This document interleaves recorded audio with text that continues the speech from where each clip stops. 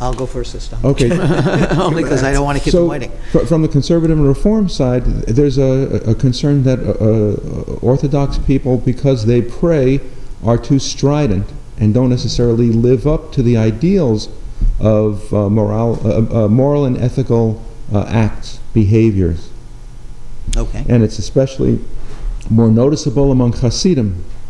For example, when you see Hasidim being unethical or immoral.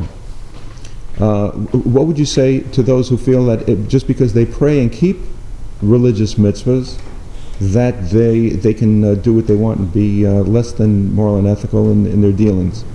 One of the first rules I made up for myself when I became a rabbi was that you can't judge Judaism by the Jews.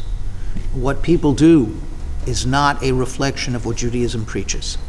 And the question you often get, and I'm not going to talk about specific communities. There are good people in every Jewish community, and there are people who aren't good in every Jewish community.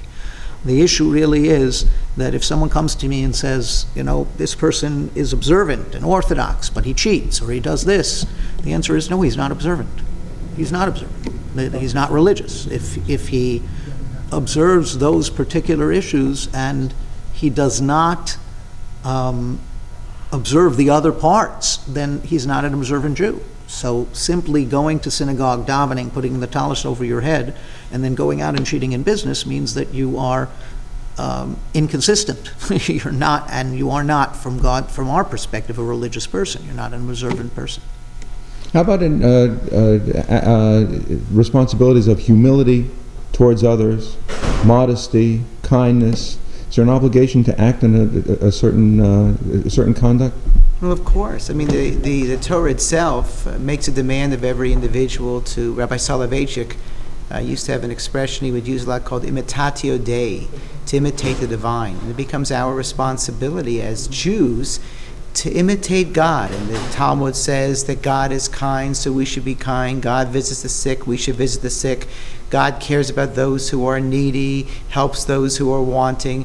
Those become our responsibilities, not only because it's the right thing to do, but the Torah says you're really imitating God by having that sense of responsibility for Jews and all people. The Talmud in Sanhedrin says if you save one life, you save the entire world. Well, it doesn't mean just if you save one Jewish life, you've saved the whole world. But actually, if you reach out and touch someone who is in need, then you've truly performed a godly act. Just adding to what Rabbi Goldin said previously, it goes with that same idea of those two sets of tablets.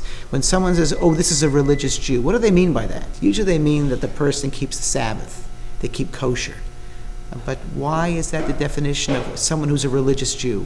A religious Jew who balances both an obligation to other people and the responsibility